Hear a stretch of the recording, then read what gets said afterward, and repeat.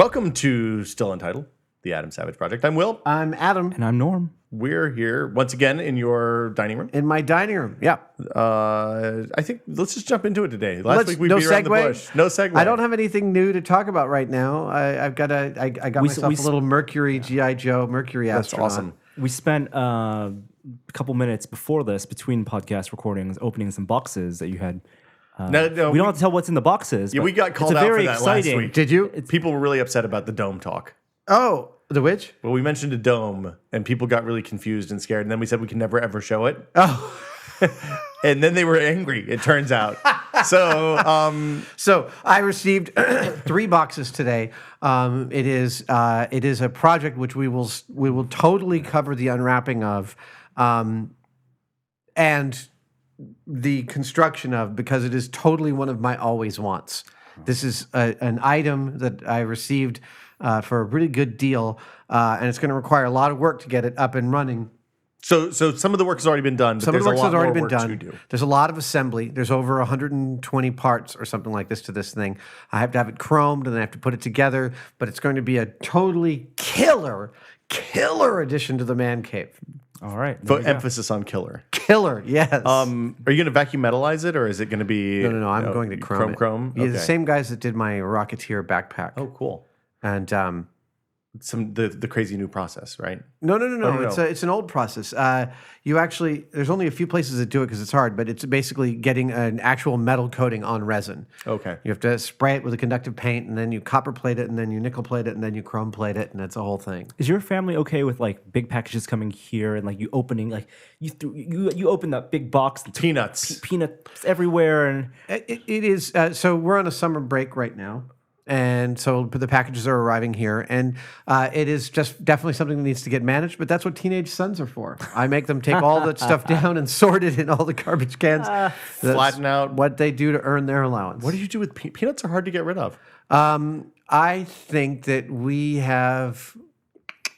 we bag them separately and put them next to the recycling. I have to take them to a special place, and Really? then even they give you the stink eye when you roll in with a big bag of peanuts. I don't end up with too many, luckily. You can just pour acetone on them, and they'll make a thimble, little brick. glass cup. I guess you full can of pour plastic. gasoline Yeah. and make napalm. Well, there you go. I had a question for you. Don't try this at home. Don't know. We just posted a story on the site that people can, it'll be in the past now. But You mean on tested.com? On tested.com. From a talk I went to at Maker Fair, Yeah. a bunch of the old ILM guys, including your friend Fawn Davis and Lauren Peterson, and they did a talk about miniature making, which is something you worked at. I didn't know that. And it was a great panel, and we did a big write-up about it on the site. And one of the stories they told was the stuff for episode 1, which I know you also worked on. What did Lauren tell about the waterfall? He did talk about Theed and the waterfall, the city, the Theed. But the thing I specifically wanted to ask you about was the pod racing palace. Did you work on that at all? The stadium. The stadium. I did not. That happened about 8 or 10 months before I showed up. So the fun story he told was that when they were building that stadium, and this is the big Jabba stadium where the pod racing happens. It's where the little fish flip over. It's the Spartacus bit. Yeah. Yeah. No, for the pod racing. Yeah, stuff, yeah. So it wasn't all CG because they made a miniature of the stadium, and for the crowd they used Q-tips. Yep. And they painted different colors on the Q-tips. They painted every Q-tip handle black, and they painted the Q-tips. They dipped in paint. I think they had 6 different colors. Yes. In order to get a kind of a broad, a crowd is a sort of a You want calico. noise. Right. amazing And then thing the Q-tips were actually placed in a hole, and they used a blow dryer underneath, and all the Q-tips kind of moved during the look like course of the crowds. shots. Wow. So I thought that was CG. No, that was live. It didn't. Well, wait. 2 stories. One is that one of the ILM model makers, an amazing model maker named Danny Wagner, who did my makeup for the "You Can Live Forever," my 1,000-Year-Old Man show on Discovery. Danny's terrific, and Danny actually took. I never got one of these from him, and I always wanted one. Danny, if you're listening, I got to get one of those. Danny took 3 of the Q-tips, and he made a vacuum blister pack for them. Star Wars Episode 1 action figure set. Well, cute. That's fantastic. great. Isn't that awesome? So that's a Did you great give them names and everything? Yeah, it's almost as good as my Sly Stallone Cobra toothpick display, which I have in the man cave. How have I never seen this? It's in there. Oh, it's like a lucite box with a toothpick, and it's like Sly Stallone's toothpick. It's total bullshit. of course. But the other one is that on episode 1, Cobra. so many models, so many beautiful, beautiful models. Those Federation trade ships, the globes, those were like 7 feet across. They were Wait, those weren't CG too? no. It was one of the last the movies last where they time. made so many models. 450,000 Q-tips, by the way, they had to paint Oh my god. for that crowd scene. But the Wow. so many models, and yet and all these pods crashing were practical effects, throwing them out there on the slab at ILM and filming them in high speed.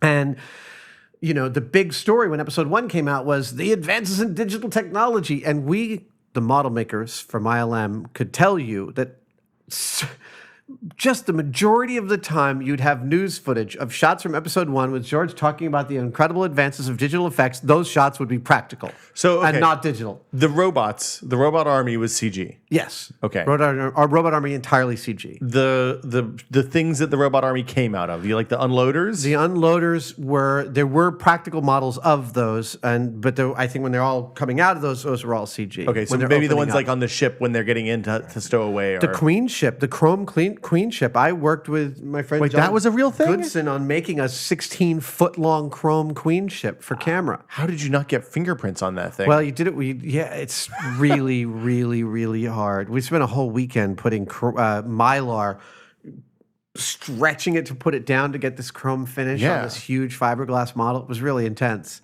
oh God, one mistake. Well, No, you could recover from a mistake. Okay. Chrome ends up actually hiding more crimes than you think. Like once you're stepping back, if there's a seam or a slight overlap, your eye just totally doesn't notice it. Okay. We once chromed a PC case. Did you? It was amazing. It was one of those HP Envy. It wasn't an Envy. It was an HP Blackbird. And you used Mylar? No. We Oh. sent it to a guy and had the whole. It was an aluminum you had it case. We had it vacuum chromed. analyzed. Oh, nice. And it ended up absolutely. I mean, they had to do it very quickly because we Right. got the case late and Yeah. all that. But it ended up really gorgeous. Awesome. But it didn't hide the mistakes. So I'm curious. It had more. Well, when straight you're covering edges with and stuff. Mylar, there's definitely it definitely did hide a bunch of the mistakes. Okay. I did build a spaceship. I got to build a spaceship for episode 1. When I first showed up, I was doing some stuff, and they gave me as a new hire. Yeah. They put me under the wing of a guy who'd been there for a long time, the wonderful and sweet Larry Tan, who'd been on since I think Empire. And Larry's just super, super nice. He had built the main structure of Newt and Rune's shuttle, the racist Federation representatives. Yeah. That comes down that shuttle that has And like it spider lands legs. in the Naboo city.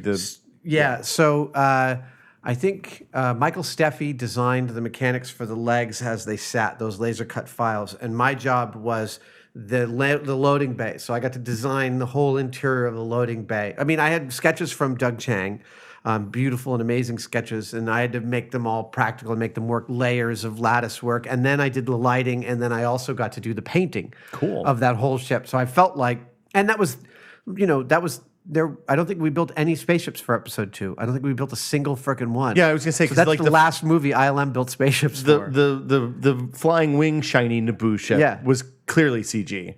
Yes, although there were some practical models of that too. Wow. There were some practical. That was in episode 2. Episode 1. Sorry. I'm talking about the sequel to the. Oh, right. Not the one. Yeah, no, that was entirely CG. Okay. Yeah. Wow. I guess And huge chunks of Naboo were built as practical models. Gorgeous, big architectural Oh models. wow! You mean like the place with the columns where they Yeah, have yeah, all that funeral ornate, and- like Italian architecture. Wow. Yeah. Where were we though? I went back and watched that movie again. It's still not great, but it's very pretty. I don't know if this actually aired, but Discovery had this idea that they should have like a pint with Adam and Jamie, and we sit in a bar and talk about movies, which is weird because we don't ever do that under normal circumstances. Yeah. And there's a reason, which is that at a certain point, I say, somebody asks, what's your favorite character in movies? And I was like, well, I don't know if I can say a favorite character. I will tell you my favorite non-human character is Chewbacca. Yeah. Full stop. And Jamie goes, it's just a guy in a suit. It's ridiculous. He's just as bad as Jar Jar Binks. And I was like, what? And that's when you smash the bottle in the bar and start stabbing him. And that's the end of Mythbusters. I didn't need to. I just pictured the public like World War Z going after Jamie's house, right? Like fast zombies. Chewbacca equals That's Jar the point. Jar? That's the point at which you turn to the camera and you say, "Jamie's home address is." Jamie. I'm Adam Savage. See you guys next time on Beers with Adam.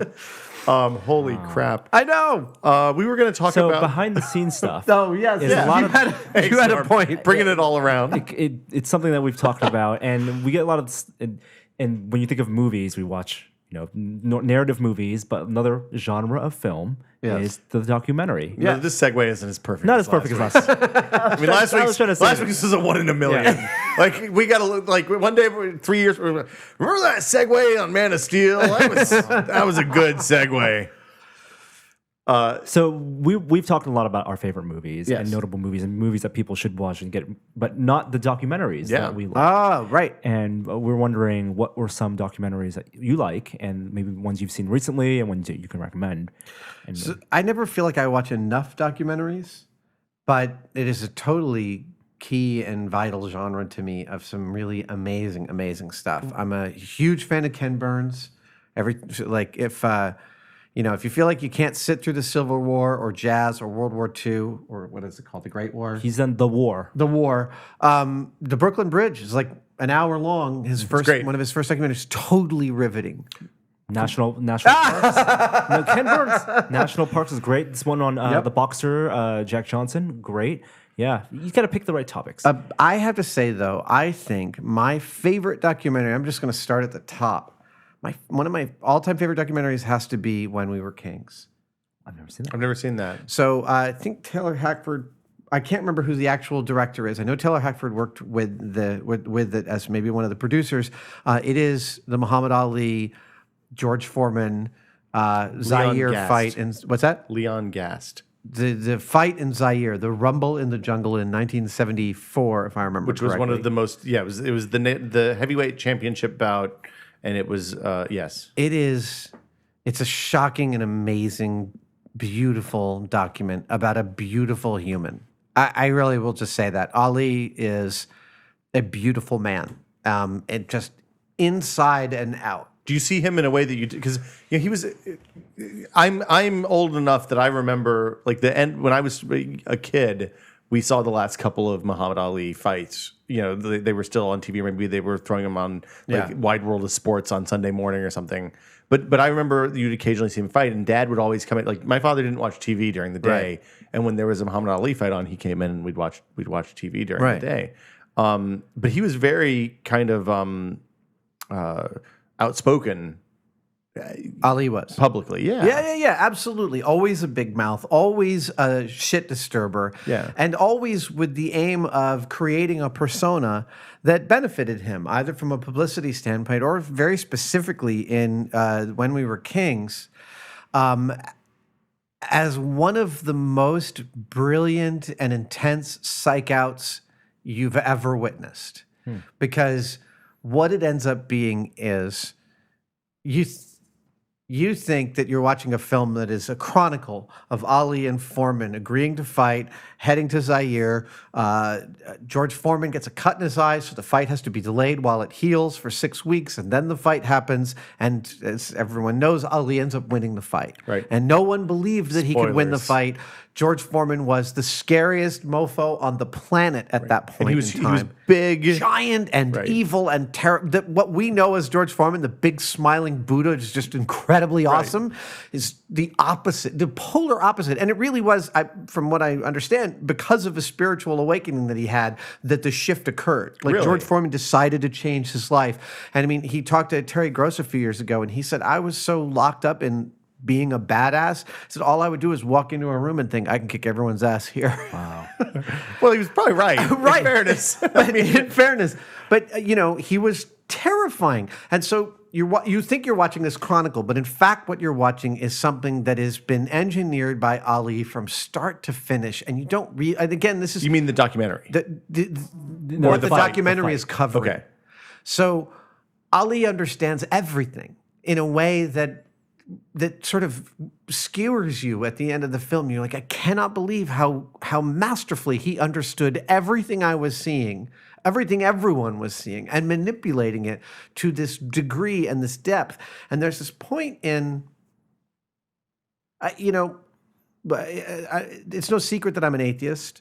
It doesn't mean right, but it doesn't mean that I can't appreciate people who speak from a moving standpoint about their religion and about what it does for them. I'm a crazy huge fan of course, everyone is a fan, ridiculous. Martin Luther King is a very important figure in my personal makeup. It's things that he said and things that he's written, and the stuff I've read about him.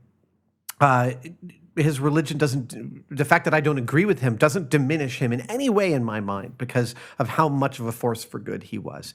And just because someone has faith doesn't mean you're necessarily opposed to them. Of course not.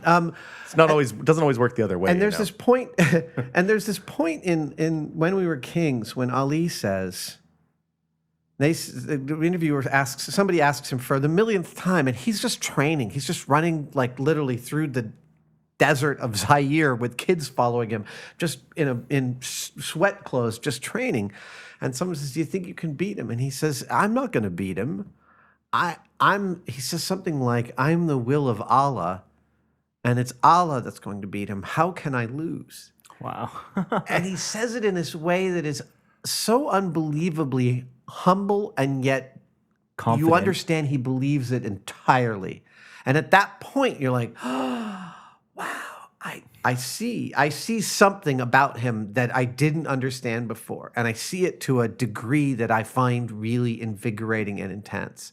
And I won't spoil what the big reveal is. I mean, I'm sure a lot of people, you can wiki it and get spoiled for you, but watch When We Were Kings. I showed it to my kids a couple of years ago. My wife had never seen it. She was completely gobsmacked by how incredible it is. It is the origin of the term rope-a-dope, if I'm not correct. Oh, really? Or it is the ultimate rope-a-dope.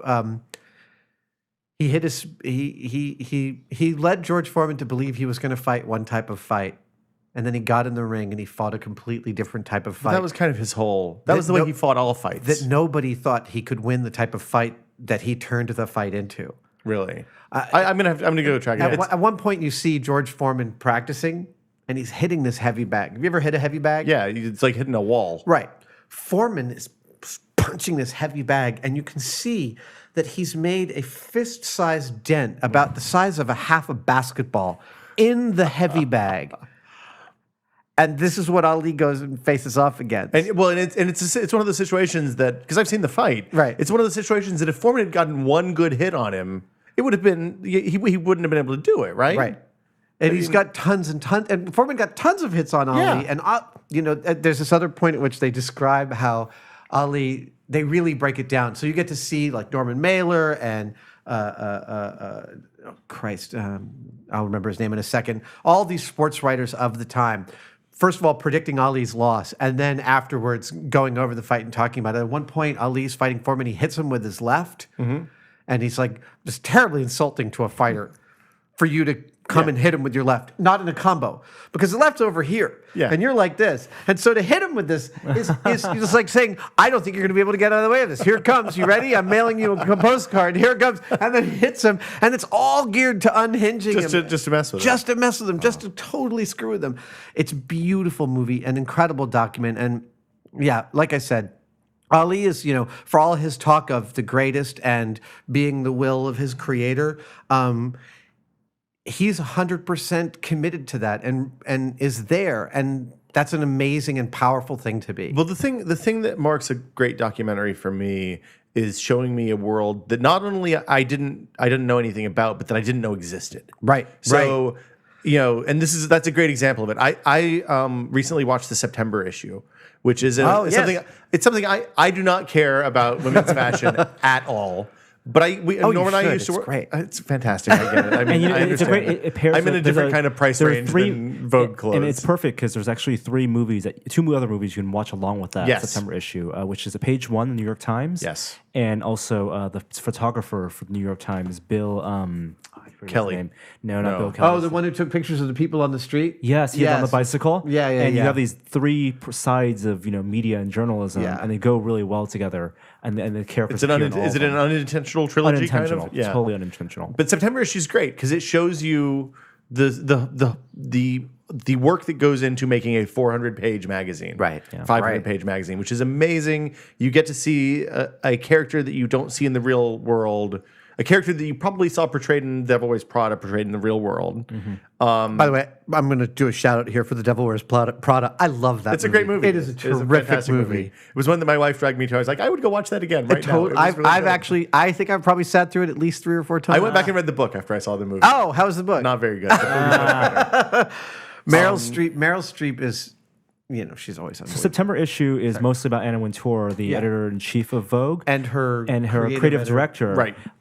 Who I think is the more interesting character. Definitely more interesting. And HBO did a documentary film about the creative directors of Vogue. What is her name again? Camilla? No. No. I think it's Come just- on, look it that's up, what- Will. that's Oh, what sorry. to see. Shit. But yeah, Fact checking kills podcasts. if you like September issue and you have HBO and you haven't seen it, then HBO has a wonderful documentary movie. Also, This is Netflix, HBO Go, and Amazon Prime open the door to so many excellent documentaries because apparently you can just scoop them up by the they're thousands. cheap. They're cheap for HBO or for Netflix to get rights to, as opposed to a blockbuster film. And distribution for documentary films, because they don't make prints. They don't make 4,000 prints like they do for movies. You have to either wait, be aware of these documentaries or see them when they're in your town, or likely find them on HBO or Netflix. It is worth noting here that when talking HBO is one of the great producers of documentary films over the past 30 years. Yeah. Sheila Nevins over there is like an incredible... Coddington. Sorry. Grace Coddington, that's it. Yes. HBO's contribution to American documentary filmmaking has been incredible. They've just done some unbelievable stuff. Even their sports documentaries. Did you ever watch any of the Maisel brothers films? Have you seen Pimp? No. That is Really? That is one messed up. It was worthy of a... Oh man, it's totally intense. Speaking of worlds you've never, it is literally like 2 hours of interviews with pimps about being pimps. Wow. It is. Do they have like canes and stuff? It's the full gamut. Wow. Oh yeah, no, Not it what I is- was expecting when we were asking Adam for. It is great totally documentary incredible. documentaries. I So was- the Maisels also did Grey Gardens, which is another. Yeah, that's one of those, fantastic. like, wow, Those women are crazy. totally crazy. So Grey Gardens is about, I guess they're heiresses in like the Two of the Hamptons or Kennedy something? clan, yeah. And they have this rundown, decrepit mansion Yes. where it's just these two ladies. Brown and it's bag millionaires, A mother and a daughter Yeah. who are, 70 and 90 or something like that? Something like And it is, you just kind of sit there the whole time. Your eyes are so wide open, you can't look away. Yeah. And it's horrible. There are a lot of pop documentaries. Recently, Queen of Versailles. I haven't watched that. I haven't seen that. It's wonderful. Really? It really, like. Isn't it about the Koch brothers? No. No. It's about the guy. I pronounce it the way I pronounce it, Adam. It's about the timeshare billionaire. coming for you first. Westgate, the Westgate guy. Oh, right. And Yeah. and through the financial crisis. Jiro Dreams of Sushi. I haven't seen that. You haven't seen Jiro Dreams of Sushi? I'm going to go and tell you why. It's because right now I can't go out and get sushi because we have a child that I can't leave with somebody yet. And I'm going to watch this movie. I'm going to want to go to the best sushi place in town. And I'm have not going to some be able sushi. to do. I'm going to be super bummed out for like 6 months. I see. It has been on hold. That's pretty selfish, no? Absolutely. So, how many people during our Google Hangout showed up disappointed that you weren't a black movie star? I said in the title, not that one. It was really clear. But still, I think I got a lot of tweets about it. One of our interns in Don't get me wrong. I would love to do a Google Hangout with Will Smith. I think he's a fantastic and genius actor. That's an open invitation. Yeah, It is. It's an out open there. Invitation. Will, We know come on people. the show. We know people who know Will. Really? Yeah, because our friend Gary wrote his last movie. I think that Will Smith is he's a genuine movie star, and I think he's a fantastic actor. From 6 Degrees, he's genius. He's good in everything. He's wonderful. Yeah, he's a good guy. All around. Charisma. He's got It's a good name. charisma. Yeah. So have you seen Jiro Dreams of Sushi? I have not. Oh, you both should watch that, I think. I'm trying to think of the last doco I saw, and it's been a little while. We did sit down and watch a bunch of Civil War with my kids earlier Historical this year. is fascinating. I love stuff like Helvetica.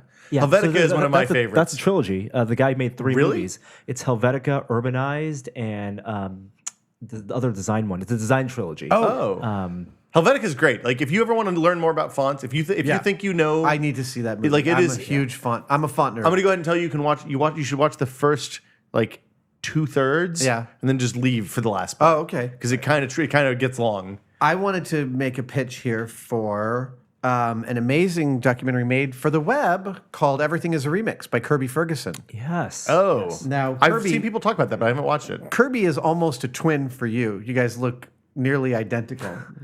Put him, Joss Whedon, and me in a lineup. You won't tell which one's which. He's a wonderful writer. From a cultural standpoint, he's kind of a great cultural anthropologist, talking about remix culture, talking about how Copyright Act was built to understand that the creator of something should get a limited monopoly, but then works are only good for the public if they're in the public domain. Yeah. Here's a little shout out to the post on Happy Birthday, supposedly, hopefully becoming It's up, public domain, yeah. which it should have been for the last 100 years. Although I have to say, I mean, it's going to be a bummer to go to Chevy's or Chili's or TGI Fridays or And not Chuck E. here, Cheese. happy birthday. Yeah. They're all brand specific. There's the Mexican themed one. There's the Italian themed one. Just People should anyway. go. It's like recording Appalachian bluegrass. You got to capture that stuff before it's gone. So check out Everything is a Remix by Kirby Ferguson. will I go think look it's at at it. It's online. everythingisaRemix.org or .com, one of the two. You'll find it on And Vimeo. Yeah. Really, really, really riveting, beautifully done, short and to the point. Okay. And he's working on a new one right now on a bigger scale. And I've talked to him a little bit about it. I called him up after I saw Everything is a Remix just to say, dude, that was awesome. I haven't seen stuff that compelling in a long time. I will go cue that up on the PC connected to the TV tonight. Exactly. Have you guys seen Man on Wire? Yes. Man on Wire is great. beautiful. Yeah. Absolutely beautiful. There's 2 versions of Man on Wire, so you got to be careful. There's an animated. There's one that tells the story of Man on Wire in a short that is like a 14-minute animated short that was it was nominated for or maybe won an Academy Award for short film a few years ago. But the full length story, just so you know, Man on Wire is the story of Philippe Petit. Thank you for the name. Who walked on a tightrope between the two World Trade Trade Center Towers. towers. And he the did movie it came- without permission. Right. Yes. And Well, I that's- don't think you can get permission for something like that. Told like a heist film. It is when it was is a a heist film, yeah. I mean, that's the thing is, people may have seen the picture of him on the between the 2 towers, walking on a tightrope, and didn't realize that everything about the operation was illegal and against the wishes of the towers and done on the sly, which makes it, first of all, it's like the joke about the dog walking on its hind legs. It's amazing that they could do it at all. I don't wonder how well they do it. So you see a guy in a tightrope between the World Trade Center towers, it's like, holy crap. But then you find out that it was all like a heist. There's cops on either side waiting for him. Right. They That's fired totally arrows from one to the other to get the rope. my God. Yeah. Yeah, it's such a good documentary. We're close on time here. Any other the Tom Hanks, the obvious if you have HBO Go, From the Earth to the From Earth to Moon. the Moon is brilliant. Yeah, and I think Tim Daly helped produce that. It's I didn't know beautiful. that. Yeah.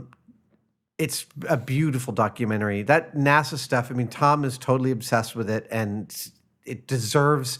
He's done a really good job for us culturally by bringing it such to force that we understand how amazing the accomplishments of all those men and women at NASA and what they did in the early If you years ever, of the space if you ever program. watched The Right Stuff or Apollo 13, we're like, I'd like to know more about this. Would you like to know more? Yeah, exactly. That's a whole different genre. Documentaries about the design of the spacesuit. They're doing a documentary about About the Playtex women who made the Really? spacesuit. So Oh, there's fantastic. a I'm book totally about that, into and there's that. optioned. And I own that book. It's Yes. a really intense and weird book because it's not written chronologically. It's written. you're right. Are you talking about Spacesuit? Yeah. Yeah, we've talked about that before. Have we on the So, podcast? Yeah. It's right. I had to think go we dig have. up a link for it It's because people wonderful. were really curious and they couldn't find it. And then one upcoming documentary that not out yet, but I just saw a trailer for is about J.D. Salinger, and it's by the Weinstein Company. Oh, wow. So I hopefully help You know, I wonder how that's going to turn out because any detailed study of J.D. Salinger as a person turns up a pretty creepy dude. Very weird dude, like peeing in jars. really? type of Not just dude. weird, but creepy and Like, almost. I mean, Like Howard Hughes crazy? no, just like his. Peeing You in got to jars. read Joyce Maynard's account of going up there and being with him. It wasn't. He had weird ideas about men and women and sex and relationships. He was controlling. He's bizarre. He does not come across very well on anyone else's account of him. Very, very hit issues. He had issues. We all have issues. I think he got to indulge his a little more. And I've read everything from. I mean, started with Catcher in the Rye, but This is Franny and Zoe. Raise High the Roof Zoe. Beams and Seymour a Love Story and The short stories. Yeah. all of those 9 stories. J.D. Salinger.